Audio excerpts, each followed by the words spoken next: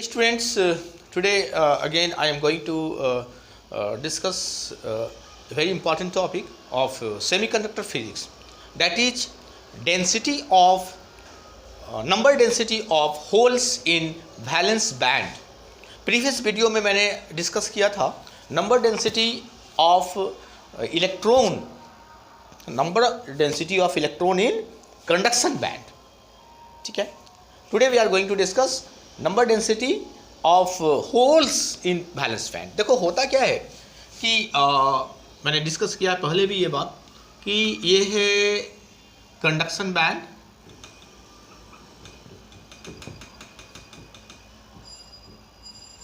और ये है वैलेंस बैंड. ये है वैलेंस बैंड. ओके, मैंने पहले बताया है कि जितने भी वैलेंस आउटर मोस्ट ऑर्बिट में जो इलेक्ट्रॉन्स होते हैं वो वैलेंस इलेक्ट्रॉन्स कहलाते हैं. और वैलेंस इलेक्ट्रॉन्स जो उसके जो लेवल है, एनर्जी लेवल, जब दो या दो से अधिक एटम आपस में क्लोज आ जाते हैं तो वो स्प्लिट कर जाता है एनर्जी लेवल. और वैलेंस इलेक्ट्रॉन के लिए जितनी भी एनर्जी लेवल स्प्लिट करेगी वो बहुत क्लोजली स्पेस्ड होगा. तो वो सारे क्लोजली स्पेस्ड एनर्जी लेवल को अगर हम एक मिला दें, एक पैटर्न में देखें, एक बैंड के रूप में, किसका? वैलेंस इलेक्ट्रॉन्स का. ऑल वैलेंस इलेक्ट्रॉन्स का, तो वो वैलेंस बैंड कहता है. तो वैलेंस बैंड में जो इलेक्ट्रॉन्स होती है, सपोज कुछ वैलेंस बैंड इलेक्ट्रॉन्स है और ऐसे मटेरियल को कोई सेमीकंडक्टर है और उसे हम बाहर से, इसके कंडक्शन बैंड में कोई इलेक्ट्रॉन नहीं है, माइन्यूट है ना, कोई इलेक्ट्रॉन नहीं है, और हम देख रहे हैं कि वैलेंस बैंड में कुछ इलेक्ट्रॉन्स है. अगर ये इंट्रांसिक सेमीकंडक्टर होगा, जिसे हम लोग प्योर सेमीकंडक्टर भी कहते हैं. इंट्रांसिक मतलब प्योर और एक्सट्रिंसिक मतलब जिसमें अगर हम इम्प्योरिटीज मिला जाते हैं उसको इम्प्योर कर सकते हैं. तो intrinsic, I'm talking about intrinsic semiconductor. तो वो प्योर होता है, वो टेट्रावैलेंट सिलिकॉन का नाम सुना है, जर्मेनियम, ये सारे जो है टेट्रावैलेंट एटम होते हैं. और ये इंट्रांसिक सेमीकंडक्टर है जब तक कि इसमें बाहर से कुछ हम इम्प्योरिटीज नहीं डालेंगे. तो इंट्रांसिक सेमीकंडक्टर के केस में सपोज कुछ इलेक्ट्रॉन्स है जो वैलेंस बैंड में हैं. अगर इसे बाहर से आप इसे हीट एनर्जी देंगे, है ना, तो ये सारे इलेक्ट्रॉन्स जो है वो एजिटेट करने लगे. एजिटेट मतलब आंदोलित हो जाता है. आंदोलित मतलब वो बहुत ही एक्साइटेड हो जाता है. और एक्साइट होकर के इसे कहते हैं थर्मल एजिटेशन.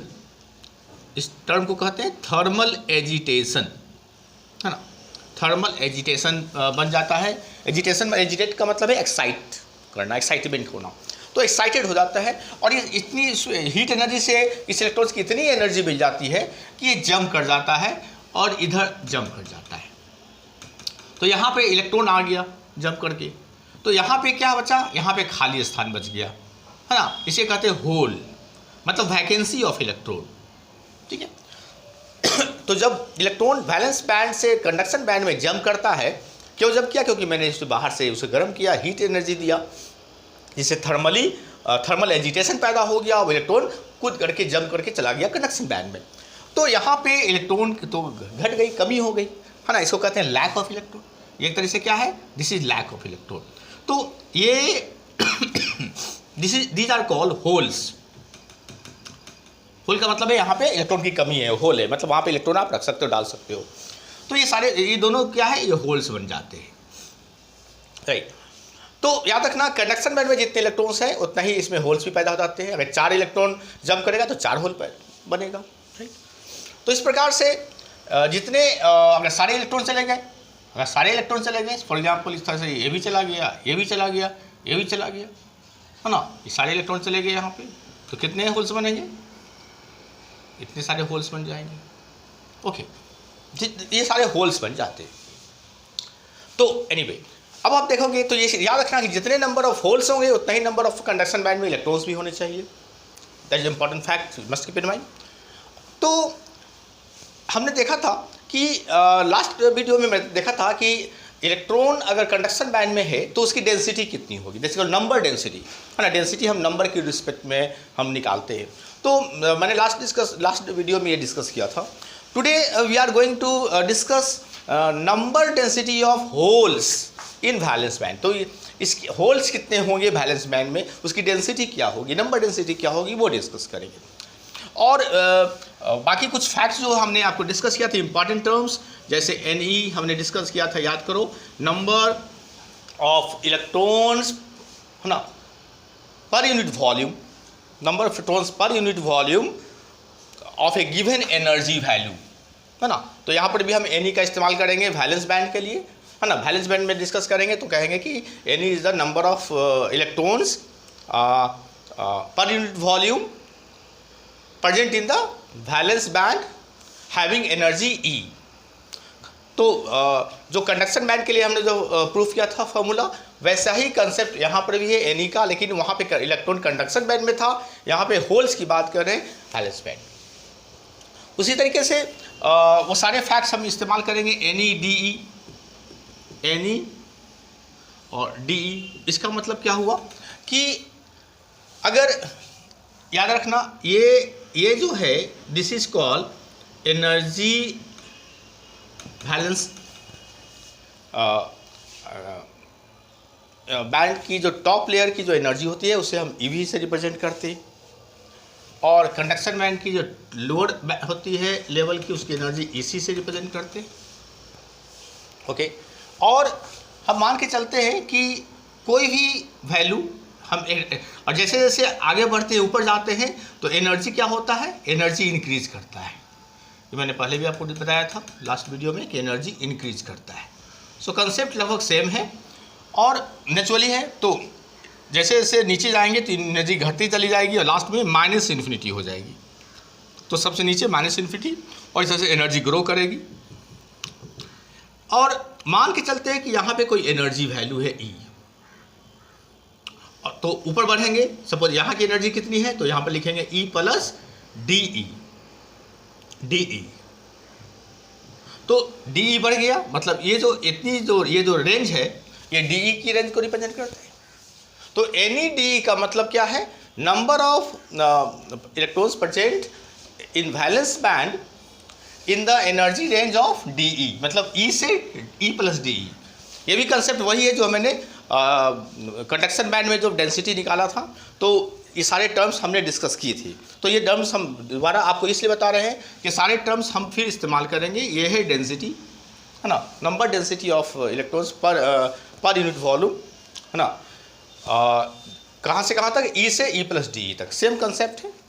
उसके बाद हमने ये भी डिस्कस किया था DE, ये सारे इंपॉर्टेंट टर्म्स में मैंने पहले ही समझा दिया है। DE और ये DE है, मतलब इसका मतलब यही होगा कि डेंसिटी रेंज E इस रेंज में, और इसका मतलब होता है कि ओनली एनर्जी E कितने इलेक्ट्रॉन्स ऐसे पॉसिबल है ना इसमें। और ये है DE रेंज के लिए पार्टिकुलर है, ये E किसी भी एक पार्टिकुलर E वैल्यू के लिए है, एनर्जी के E वैल्यू के लिए है, और DE मतलब एक रेंज के लिए, इसमें बहुत सारे इलेक्ट्रॉन्स आ जाएंगे अगर हम DE इस्तेमाल करते हैं। तो उसके बाद मैंने आपको बताया था FE, है ना, जो क्या कहते हैं Fermi direct function. Fermi direct function बताया था आपको मैंने, ये भी इम्पॉर्टेंट डायरेक्ट फंक्शन बताया था। ये क्या बताता है, ये मैंने बताया था कि ये बताता है probability of occupying of electrons, कितने इलेक्ट्रॉन्स की कहीं पे होने की प्रोबेबिलिटी है, चांसेस है ना।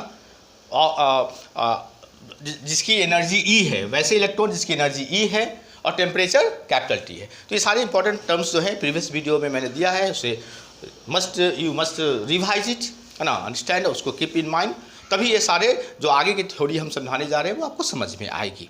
ओके, तो बाकी बेसिक फार्मूला भी आपको मैंने बताया हुआ है, वो सारे फार्मूलाज जो है DE का फार्मूला, है ना, उसके बाद FE का फार्मूला, वो सारे फार्मूलाज यहाँ पे इस्तेमाल होंगे। ओके, तो first of all we will see today density, मतलब डेंसिटी ऑफ होल्स, ये जो होल्स बन जाते हैं वैलेंस बैंड में, क्योंकि इलेक्ट्रॉन जंप कर जाता है वैलेंस बैंड से कंडक्शन बैंड में। तो density of holes in valence band, तो ये आज की टॉपिक है, वैलेंस बैंड। ओके, तो सबसे पहले आप ये समझ लिए, जो मैंने अभी अब समझाया भी है, कि when free electron jump, when free electrons jump from valence band to conduction band, है ना, कंडक्शन बैंड में जंप कर जाता है, कंडक्शन बैंड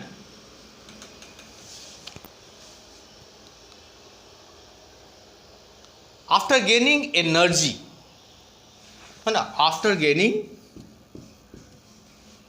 एनर्जी। अब वो एनर्जी आपने कैसे दिया है, वो अलग अलग तरीके से आप एनर्जी दे सकते हैं। तो जनरल जो तरीका है वो हीट करके, गर्म करके, हमने बताया ना, हीट या थर्मल एजिटेशन, उसे गर्म करके एनर्जी दे। तो जैसे भी हो, अगर इलेक्ट्रॉन गेन कर गया एनर्जी तो वो जंप कर जाता है।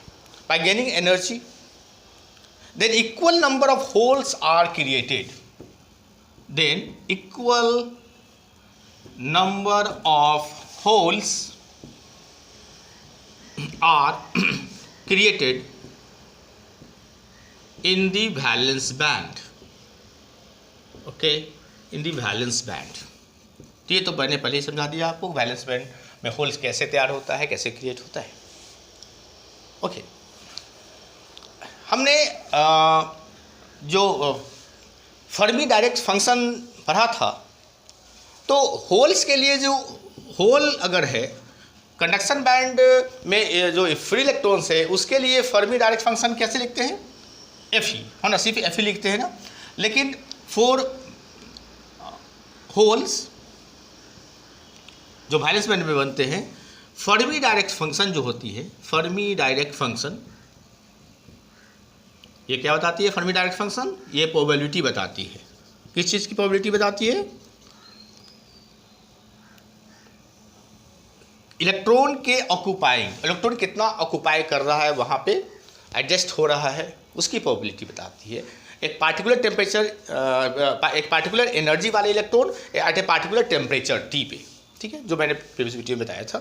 तो for holes Fermi direct function जो होती है वो हम लिखते हैं 1 माइनस एफ ई। देखो याद रखना, क्योंकि ये प्रोबेबिलिटी है ना, प्रोबेबिलिटी है, आपको आपने पढ़ा होगा कि प्रोबेबिलिटी अगर आप टॉस करते हो, अगर हेड आने की प्रोबेबिलिटी पीएच है और टेल आने की प्रोबेबिलिटी पीटी है, तो चूंकि कॉइन में दो ही एस्पेक्ट होता है, दो ही पहलू होता है, आइदर हेड और टेल, तो दोनों को जोड़ करके हमेशा एक आता है, मतलब total sum of all the probabilities is 1। तो चूंकि कॉइन में सिर्फ दो ही तरह का प्रोबेबिलिटी पॉसिबल है, हेड और टेल, दोनों को जोड़ोगे तो हमेशा एक आएगा। मतलब अगर प्रोबेबिलिटी ऑफ टेल मालूम है तो एक में से इसकी वैल्यू घटा दो तो आपको हेड का प्रोबेबिलिटी निकल जाता है। उसी प्रकार से इलेक्ट्रॉन की प्रोबेबिलिटी, अगर इलेक्ट्रॉन की जो फर्मी डायरेक्ट फंक्शन की प्रोबेबिलिटी है एफ ई है, तो नेचुरली होल्स का कितना हो जाएगा, 1 माइनस एफ ई होगा, इसलिए 1 में से घटाया गया है इसी कंसेप्ट को लेकर के। ओके, तो ये हो गई मेरी होल्स की Fermi direct function 1 minus F ई। ओके, क्योंकि प्रोबेबिलिटी है तो 1 में से घटाकर ही हम अदर एस्पेक्ट का, अगर जीतने का होता है गेम हो रहा है, जीतने का अगर प्रोबेबिलिटी 0.5 है, 0.6 है, तो हारने का प्रोबेबिलिटी कितना होगा, 0.4। क्यों, जो 0.6 प्लस 0.4 इक्वल टू 1 होना चाहिए। तो एक में से घटा लेते हैं तो दूसरी प्रोबेबिलिटी हमें अपोजिट प्रोबेबिलिटी मिल जाती है। ओके, तो 1 माइनस एफ ई। अच्छा, अब ध्यान से देखो, 1 माइनस एफ ई की क्या फॉर्मूला बताया था मैंने आपको, 1 एफ ई की क्या फॉर्मूला बताया था आपको, तो 1 up plus E to the power E minus E F upon K T, E minus E F upon K T, यही बताया था ना आपको। एफ ई का फर्मी डायरेक्ट फंक्शन की यही फॉर्मूला होती है। इसको तो सॉल्व कर लेते हैं। तो 1 माइनस, देखो ये पूरा का पूरा ये डिनोमिनेटर में है, ऊपर आएगा तो क्या लिखेंगे, ऐसे लिख सकते हैं ना, 1 plus E to the power E minus E F upon K T to the power -1 लिख सकते हैं, है ना। ये ऊपर आ गया तो -1 पावर आ जाएगा। आपने बाइनोमियल एक्सपेंशन क्लास 11-12 में पढ़ा होगा कि 1 plus X to the power -1 हो और x बहुत ही छोटी वैल्यू हो, तो ये ऑलमोस्ट इक्वल टू होता है 1 माइनस ये पावर जो है -1 इससे मल्टीप्लाई होता है तो 1 माइनस एक्स हो जाती है। ओके, उसी कंटेक्स्ट के अनुसार अगर ये 1 प्लस इतनी है, ये वैल्यू काफ़ी छोटी है, तो -1 इससे ऑलमोस्ट इक्वल तो यहाँ आ जाएगा, तो ये हो जाएगा 1 माइनस 1, और ये क्या हो जाएगा माइनस, ये माइनस हो जाएगा, इसको ऐसे समझो 1 minus E to the power E minus E F upon K T. Okay, तो जब मैं ब्रैकेट खोलूँगा तो ये माइनस हो जाएगा, ये प्लस हो जाएगा, तो ये हो जाएगा 1 minus 1 plus E to the power E minus E F upon K T. ये कट गया तो क्या बचा, ये कट गया है ना, तो क्या बचा E to the power E minus E F upon K T. तो मेरा 1 माइनस एफ ई जो फर्मी डायरेक्ट फंक्शन है होल्स के लिए, वो कितना आ गया लास्ट में, इतनी आ गई। ओके, नाउ तो ये तो फर्मी डायरेक्ट फंक्शन निकल गया मेरा होल्स का। ओके, उसके बाद हम देखेंगे कि हमारी जो लेट नंबर डेंसिटी, हमें नंबर डेंसिटी तो निकालनी है, let number density of holes की नंबर डेंसिटी निकालनी है पर यूनिट वॉल्यूम,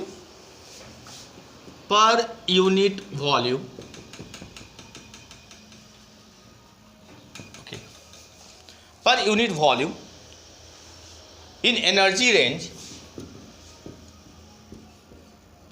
है ना, एक पार्टिकुलर एनर्जी E से E प्लस डी तक, energy range E to E plus D. हम मान के चलते हैं कि इसकी जो नंबर डेंसिटी ऑफ होल्स है वो कितनी है, इन वैलेंस बैंड कितनी है, B D N है ना, N और H फॉर होल। याद करो हमने जब इलेक्ट्रॉन्स की डेंसिटी निकाली थी कंडक्शन बैंड के लिए, तो वहाँ पर लिखा था Ne, यहाँ पर H लिख रहे हैं, H stand for hole, NH मतलब number density of holes. D क्यों लगाया, स्मॉल रेंज, ये तो D ही का बताएगा ना, E से D E प्लस D तक इसी रेंज में ना, तो इस रेंज के लिए जो नंबर डेंसिटी आएगा उसको हम लोग DNH कहेंगे, छोटी सी D मतलब स्मॉल। ओके, नाउ हमने लास्ट क्लास में डिस्कस किया था कि हमारा जो टोटल जो डेंसिटी होगा, total number density of holes अगर निकालना है तो हम क्या करेंगे, हम इसको इंटीग्रेट कर देंगे, किसको, DNH को। तो DNH को इंटीग्रेट का मतलब क्या होता है, इंटीग्रेट का मतलब होता है सम अप, छोटे जितने भी टर्म्स हैं सभी को एक साथ जोड़ देना, सम अप ऐड कर लेना। हमने ये DNH है सिर्फ इतने के लिए है, हमें पूरे वैलेंस बैंड का निकालना है, तो हम इसको इंटीग्रेट करेंगे कहाँ से कहाँ तक, -इन्फिनिटी से EV तक। इस रेंज में जितने भी इलेक्ट्रॉन्स वाले एनर्जी वाले इलेक्ट्रॉन्स हैं सभी का हम डेंसिटी को ऐड कर लेंगे, तो टोटल हमें डेंसिटी निकल जाएगी, नंबर डेंसिटी निकल जाएगी।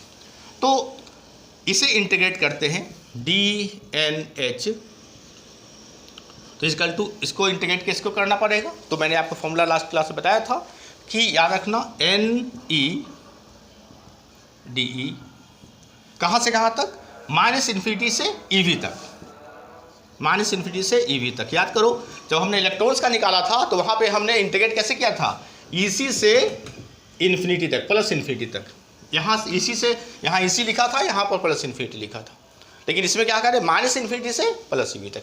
सबसे पहले कम लिखते हैं फिर ज़्यादा, एनर्जी ग्रो कर रही है, एनर्जी बढ़ रही है, इसलिए पहले कम फिर ज़्यादा लिखते हैं। ओके, ये number electron number density of, यहाँ पर होल्स को E फॉर होल्स को रिप्रेजेंट करता है, number density of holes of किस एनर्जी वाले होल्स, तो DE रेंज वाले एनर्जी। हमने बताया था आपको कि ये तो पहले उतार दो, ये तो बस कुछ करना नहीं है, सिर्फ कॉपी करना है। NE के लिए मैंने आपको बताया था कि देखो डेंसिटी है ना, नंबर डेंसिटी जो है ये डी इंटू हम लोग क्या लिखते हैं, फर्मी डायरेक्ट फंक्शन जो प्रोबेबिलिटी बताता है, इसका प्रोबेबिलिटी क्या बताता है 1 माइनस एफ ई, चूँकि अंदर round bracket you write curly bracket है, एंड डी ई एनी का जो वैल्यू है this is equal to this. जब इलेक्ट्रॉन की बात की थी कंडक्शन बैंड में तो यहाँ पर हमने सिर्फ एफ ही लिखा था, लेकिन होल्स के लिए तो 1 माइनस एफ ही होता है, तो डी इंटू 1 माइनस एफ ही। इलेक्ट्रॉन्स के लिए हमने लिखा था डी इंटू एफ ही, यहाँ लिख रहे हैं डी इंटू 1 माइनस एफ ही। थोड़ा सा का डिफरेंस होता है, अगर आप इलेक्ट्रॉन्स वाली कंडक्शन बैंड समझ लोगे तो ये वैसे ही पैटर्न पे आपको वैसे ऑलमोस्ट 85% वो सिमिलर स्टेप से, सिमिलर प्रोसेस है। ओके, नाउ अभी मैंने इसकी वैल्यू निकाली, माइनस इन्फिनिटी, ये कॉपी कर लो। बेसिकली इसमें ज़्यादातर आपको कॉपी ही करते जाना है। 1 माइनस एफ ई का वैल्यू मैंने कितना निकाला, तो ई अभी निकाला ना, E to the power E minus E F upon K T, और ये डी तो लिखाएगा ही। Okay, so this is what we did. Okay, उसके बाद what will we do is that D की वैल्यू, डी की फार्मूला मैंने आपको बताया था प्रीवियस वीडियो में, है ना, जब हम इलेक्ट्रॉन्स की डेंसिटी निकाल रहे थे कंडक्शन बैंड में, वही फार्मूला यहाँ पर भी लिखेंगे, है ना। तो लेट अस प्रोसीड, और जब इसको इंटीग्रेट करेंगे, टोटल हमारा डेंसिटी है, तो टोटल डेंसिटी को हम लोग ये डी एन एच तो सिर्फ इस रेंज के लिए है ना, तो टोटल डेंसिटी को क्या लिखेंगे, उसे हम लोग लिख देते हैं N H. N H means total number density of all the holes in valence band. तो हमारा जो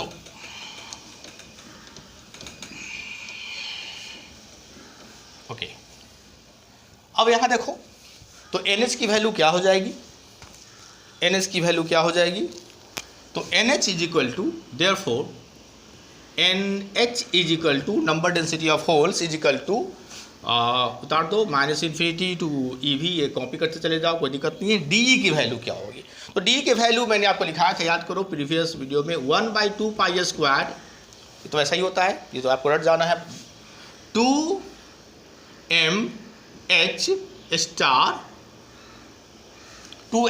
star upon h line square to the power 3/2, okay, और under root E V minus E. याद करो जब हम इलेक्ट्रॉन्स की बात कर रहे थे कंडक्शन बैंड में, तो हम यहाँ लिखे थे एम ई स्टार, हम यहाँ लिख रहे हैं M H star. M E star को हमने क्या बोला था, इफेक्टिव मास ऑफ इलेक्ट्रॉन, है ना, इफेक्टिव मास ऑफ इलेक्ट्रॉन। जब हमने लिखा था एम ई स्टार, याद करो इफेक्टिव मास ऑफ इलेक्ट्रॉन, लेकिन यहाँ लिख रहे हैं एम एच, मतलब ये H for hole, effective mass of hole, simple वही बात है, कोई ज़्यादा अंतर नहीं है, इफेक्टिव मास ऑफ होल्स, ठीक है। और याद रखो जब हम कंडक्शन बैंड की इलेक्ट्रॉन्स की बात कर रहे थे तो हमने लिखा था ई माइनस ई सी, है ना, यहाँ पर हमने लिखा है देखो ई वी माइनस सी, लेकिन वहाँ भी हमने लिखा था, याद करो कंडक्शन बैंड में हमने डायग्राम ऐसा बनाया था, ये ई बनाया था और यहाँ पे बनाया था ई प्लस, क्योंकि जैसे जैसे ऊपर जाते हैं एनर्जी बढ़ती है, उस समय ये रेंज था। तो हायर कौन है ई, लोअर कौन है ई सी, तो ई माइनस ई सी, ई में से ई सी घटाएंगे। तो हमने कंडक्शन बैंड के इलेक्ट्रॉन की बात की तो वहाँ ई माइनस ई सी लिखा था, लेकिन यहाँ पे हम क्या लिखेंगे, यहाँ पे मेरा ई यहाँ पे है, देखो ये ई है, बड़ा कौन है ई वी है, तो ई वी माइनस ई करेंगे, तो ई वी माइनस ई, ठीक है। बाकी जो डी की जो फॉर्मूला है वो बाकी सब सिमिलर है, बस यही है। और एच लाइन है, ये एच लाइन आपको मालूम है, एच लाइन क्या होता है, H line equal to H upon 2 pi, है ना, याद रखना। ये सब बेसिक जो टर्म्स है, बेसिक फार्मूला, ये आपको याद रखनी चाहिए उसकी। तो हम क्या करते हैं, इसमें ये वैल्यू, ये जो है ना डी की वैल्यू हमने पुट कर दिया, और ये इनटू ये वाला उतार देंगे E to the power E minus E F upon K T और डी ई, सिंपल। तो ये मेरा फॉर्मूला निकल गया। अब हम क्या करते हैं, सिंप्लीफाई, बहुत ज़्यादा कॉम्प्लिकेटेड नहीं है, देखने में ये कॉम्प्लिकेटेड लगता है, है ना, लंबा चौड़ा आपको टर्म्स है, लेकिन वो सारे लंबे चौड़े सिर्फ देखने के लिए है। वो सिर्फ आप देखो सिर्फ रिपीट होता है, वो आगे सिर्फ कॉपी करते चले जाते हैं, तो देखने में बहुत कॉम्प्लिकेटेड लगता है क्योंकि टर्म्स जो है वो थोड़ा सा कॉम्प्लेक्स कॉम्प्लिकेटेड है, but it's very simple straight forward, simply copy करते चले जाना है।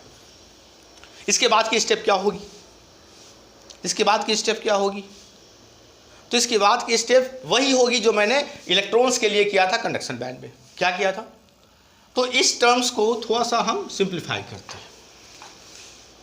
देखो E माइनस ई एफ है ना, इसको हम ऐसे लिख सकते हैं क्या, वहाँ पर भी मैंने किया था कंडक्शन बैंड के लिए भी। यहाँ देखो हम लिख सकते हैं क्या, e to the power E minus E C कर दो by K T into E to the power, अगर ई सी लिख दो ई सी, यहाँ ई सी है तो ई सी मैच करना चाहिए, E C minus E V E F, क्योंकि लास्ट में एफ है, शुरू में ई है तो यहाँ ई है, लास्ट में एफ है तो यहाँ ई एफ है, और बीच में ई सी लिख दिया। लेकिन यहाँ ई सी नहीं लिखेंगे, यहाँ हम लिखेंगे ई वी। ये हमने किया था वहाँ पे कंडक्शन बैंड के लिए ई सी। लेकिन जब वैलेंस बैंड के सॉल्व करेंगे, याद करना जब कंडक्शन बैंड के लिए सॉल्व किए थे तो वहाँ पर हमने ई सी लिखा था, यहाँ पर चूंकि वैलेंस बैंड के लिए कर रहे हैं तो यहाँ पर ई वी लिखेंगे। बाकी सब वही है, E V by K T is equal to क्या होगा, जब बेस सेम है तो पावर जुड़ जाता है तो जोड़ दो, तो क्या हो जाएगा ई, सबको तोड़ के जोड़ते हैं, ई by K T, sorry E by K T minus E we by K T plus power जुड़ता है ना तो E we by K T minus E F by K T, है ना, ये ई भी है। तो देखो प्लस माइनस दोनों कट जाता है तो क्या बचता है, देखो ई टू दी पावर ई, इसको के टी को एलसीएम ले लेते हैं, नीचे एलसीएम ले लेते हैं, तो ऊपर क्या बचेगा E minus E F, E F मतलब ई माइनस ई एफ, ये वही टर्म है जो यहाँ पे लिखा है, ध्यान से देखना। तो इतना मेहनत हमने क्यों किया, क्योंकि हम चाहते हैं कि इसे इसके जगह पे हम ये लिख डालें, आसानी से लिख सकते हैं ना, क्योंकि ये दोनों इक्विवेलेंट है। सेम प्रोसेस हमने अपनाया था इलेक्ट्रॉन्स कंडक्शन बैंड के लिए।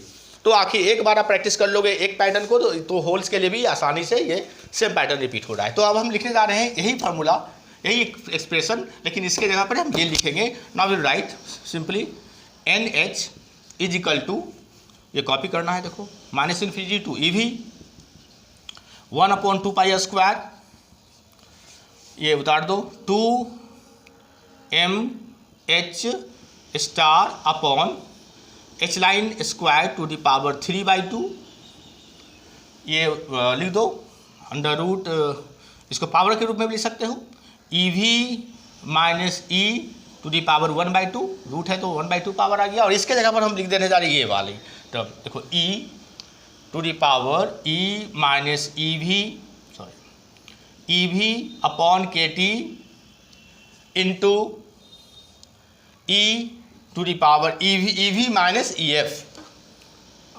ई V minus E F upon K T, ये तो उतार दिया इसके जगह पर, और फिर डी अपने जस्ट सो सिंपल।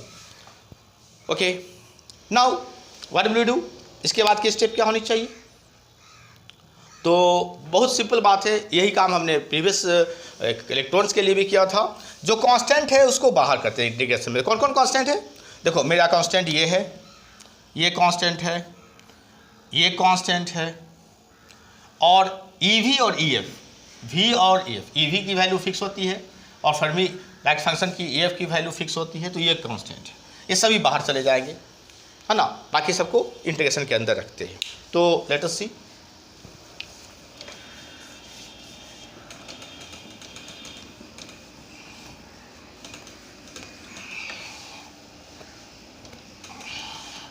ओके, तो हम बस जस्ट कॉपी करो, therefore N H is equal to, बाहर करो, किसको कॉल करेंगे, इसको बाहर करते हैं 1/2 पाई स्क्वायर, इसको बाहर करते हैं 2 mh star upon H line square power 3/2, और किसको बाहर करते हैं, इसको बाहर करते हैं, तो ये भी कांस्टेंट है, तो इसको लिखते हैं E to the power E V minus E F upon K T बचा क्या, integration minus infinity to E V, है ना, क्या बचा मेरा, ये बचा ना, E V minus E to the power 1/2 into E to the power E minus E V upon K T D E, ये बचा ना। ओके, तो अब इसके पहले वाले भी कंडक्शन बैंड के लिए भी हमने यहाँ पर क्या था, इस सिचुएशन में मैंने क्या किया था, हमने ठीक इसका उल्टा x मान लिया था, याद करो, ठीक इसका उल्टा x मान लिया था। मैंने बताया था ना कि देखो उलट देना, तो ये e माइनस ई भी है, तो E V minus E by K T को लिखेंगे let x is equal to E V minus E upon K T, इसको x मान लिया। तो इसको सॉल्व करेंगे तो क्या लिखेंगे, देखो क्रॉस मल्टीप्लाई कर दो, तो E V minus E is equal to K T X. Okay, अब इसको डिफ्रेंशिएट करते हैं x के रिस्पेक्ट में। तो देखो ई वी तो कांस्टेंट है, ई वी कांस्टेंट होता है, तो कांस्टेंट x से ई वी पर कोई असर नहीं पड़ता है, ई वी जो है सो है, x हमारा कुछ भी वैल्यू हो ई वी पर असर नहीं पड़ता है। तो ई वी जो कांस्टेंट होता है वो जीरो डिफ्रेंशिएशन, तो ये कांस्टेंट है, लेकिन ई पर ई तो वेरी करने वाला है ना, तो इसका डिफ्रेंशिएशन क्या होगा, माइनस माइनस तो रह जाएगा ना, तो minus D E upon D X is equal to K T, और x का डिफ्रेंशिएशन 1, इसको क्रॉस मल्टीप्लाई करते हैं तो लिखा देंगे D E is equal to minus minus इधर आ जाएगा के टी डी एक्स। ओके, अच्छा यहाँ पे ये जो ई वी माइनस ई है, इस पर पावर 1/2 लगा दे, हमको देखो ये चाहिए, ई वी माइनस ई है ना, यहाँ पर मैच कर रहा है, तो क्यों ना हम ई वी माइनस ई पर पावर 1/2 अगर लगा दे, एरो है, तो इट इम्प्लाइज दैट इसका रूट, तो इसका ये भी रूट में आ जाएगा K to the power 1/2। Okay, K T X, sorry, K to the power 1/2 and X to the power भी 1/2। ओके, दोनों पे पावर 1/2, के टी एक्स पावर 1/2 और एक्स पे पावर भी 1/2 हो जाएगा, राइट। ओके, तो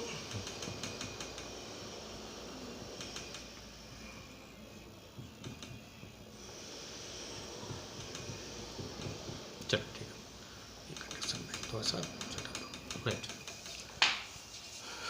और एक और बात, कभी भी डिफिनिट इंटीग्रेशन में अगर हम सब्स्टिट्यूशन फार्मूला अप्लाई करते हैं, मतलब किसी चीज़ को सब्स्टिट्यूट करते हैं, मतलब किसी चीज़ को मान लेते हैं कुछ, यहाँ पर हमने क्या मान लिया, ई V minus E by K T को x माना है।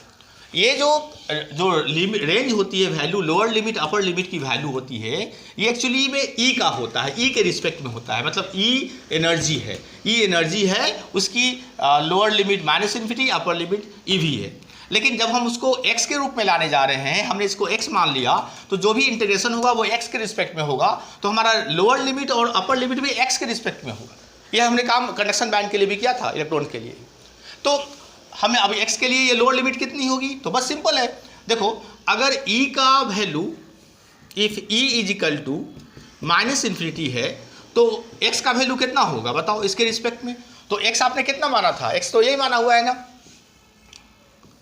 तो e is equal to minus infinity, यहाँ e के जगह माइनस इन्फिनिटी पुट कर दो, तो ये तो कितना हो जाएगा, माइनस माइनस प्लस, बहुत बड़ा प्लस इन्फिनिटी हो जाएगा, ये तो इन्फिनिटी के सामने कुछ नहीं है, नेग्लिजिबल है, तो ऊपर इन्फिनिटी हो जाएगा, मतलब x will be infinity plus infinity. और अगर e का वैल्यू e भी है, देन x का वैल्यू क्या होगा बताओ, तो e के जगह पर e भी पुट कर दो, तो e भी माइनस e भी 0, तो x का वैल्यू 0 हो जाएगा। मतलब हमारा हम जो सब्स्टिट्यूट करेंगे, तो यहाँ लोअर लिमिट अपर लिमिट को भी चेंज करेंगे, ये डिफरेंट इंटीग्रेशन की सब्स्टिट्यूशन टेक्निक होती है। ओके, तो अब हमारा जो इंटीग्रेशन होगा वो कैसा होगा, लेट्स सी। यही कुछ बेसिक स्टेप्स है जो आपको बार बार प्रैक्टिस कर लेनी है, और सबसे अच्छी बात यह है कि यही इलेक्ट्रॉन्स के लिए भी करते हैं, यही होल्स के लिए भी करते हैं, चाहे डेंसिटी ऑफ इलेक्ट्रॉन्स निकालना हो या डेंसिटी ऑफ होल्स निकालना हो, और सारे प्रोसेस सेम है, सिमिलर है, थोड़ा सा अंतर आता है, टर्म्स का तो अंतर आएगा ही थोड़ा बहुत, लेकिन बाकी सब कुछ वही है। ये सब वहाँ भी मैंने किया था, इलेक्ट्रॉन्स का डेंसिटी निकाला था जब मैंने। ओके, तो अब हम इसकी वैल्यू को यहाँ पुट करने जा रहे हैं। तो एन एच इजिकल टू हमारा क्या होगा, N H equal to 1/2π²। Okay, ये सब उतार दो, कुछ करना नहीं है, सिर्फ कॉपी करते चले जाओ। H line square to the power 3/2, ये भी कॉपी कर दो, E to the power E V minus E F upon K T. अच्छा, अब लोअर लिमिट माइनस इन्फिनिटी की जगह पर क्या लिखेंगे, प्लस इन्फिनिटी, और ई वी की जगह पर क्या लिखेंगे, 0। E V minus E to the power 1/2 की जगह पर क्या लिखेंगे, के टी 1/2, के टी टू द पावर 1/2 और x पर पावर 1/2। ओके, और क्या लिखेंगे, e टू दी पावर, देखो हमने माना था ई V minus E upon K T, उल्टा माना था, बताया था ना, उल्टा मानते हैं। तो यहाँ पर अगर माइनस ई वी माइनस ई है तो ई माइनस ई वी के लिए है, यहाँ पर क्या हो जाएगा, x ना हो के माइनस एक्स कर देंगे। और डी के लिए डी का भी वैल्यू है हमारे पास, देखो डी का वैल्यू क्या है, माइनस के टी डी एक्स, मतलब लिखेंगे माइनस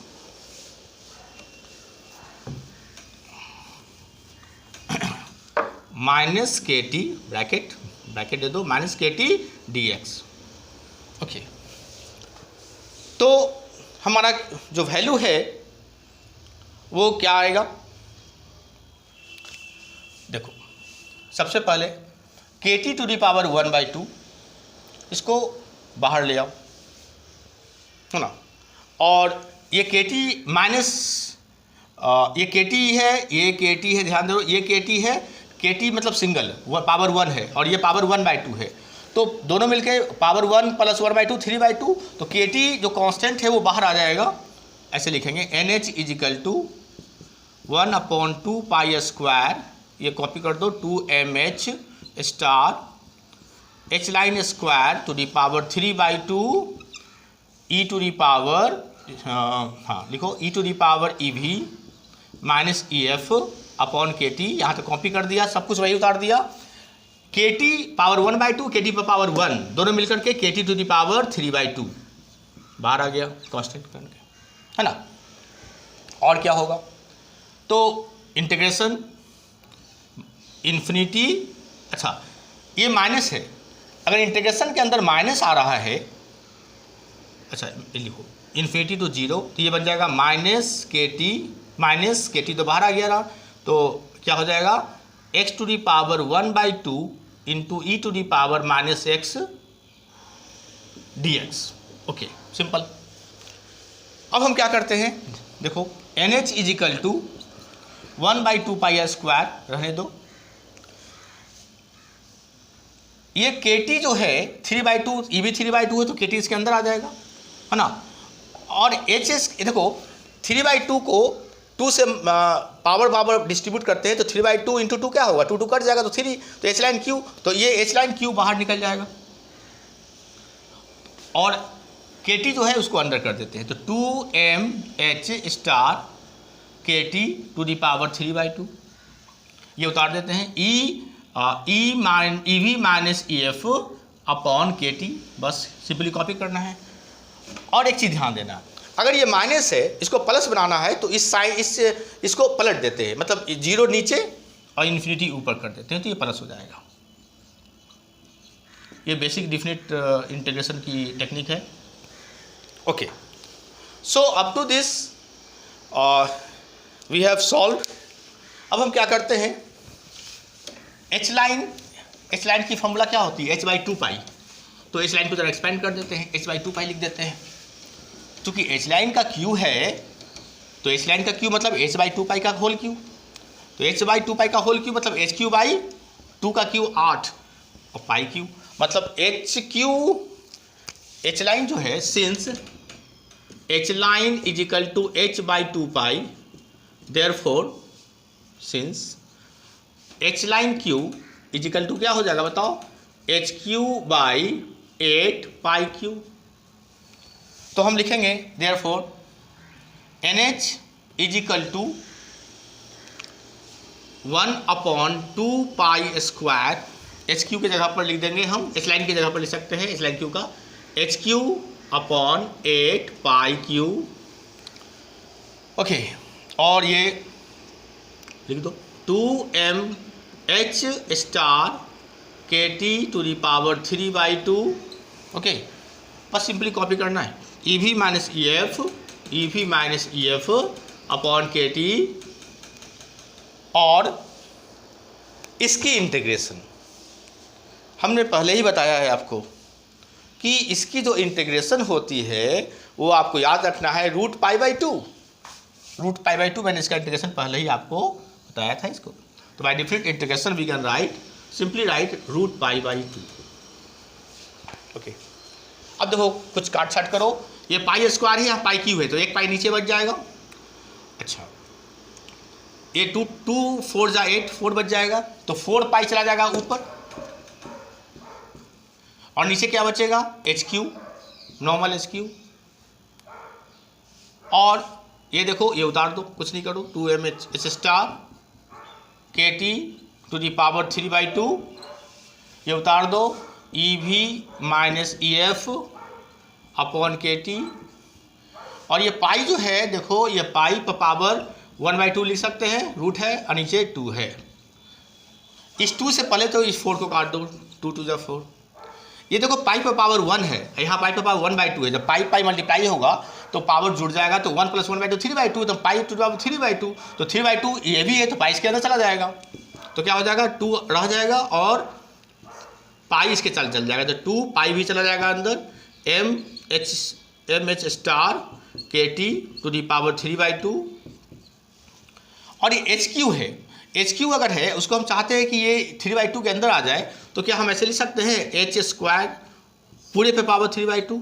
कैसे, अब जो सॉल्व करो, 3/2 को इससे 2 से मल्टीप्लाई करोगे, 2 2 का जगह 3 हो जाएगा, HQ तो बाहर आ गया, मतलब ये अंदर जाएगा तो 3/2 h² पे आ जाएगा, 2 बाहर आ जाएगा, ये वाले 2 पाई अंदर चला गया इसके साथ, और ये क्या बचा, इसको उतार दो, e to the power EV minus EF upon KT, तो ये मेरा क्या निकला, NH। Okay, so NH is equal to 2 times 2πmh star KT pi 2πmh star KT by h² into the power 3/2 into e to the power EV minus EF upon KT। ये जो हमारी expression निकली, ये ही हमें चाहिए था। This is the density, number density of holes, है ना, in valence fan. These are required expression. So this is the final expression. You must remember, this is a very important formula also, and the proof is also very important. Okay, thank you.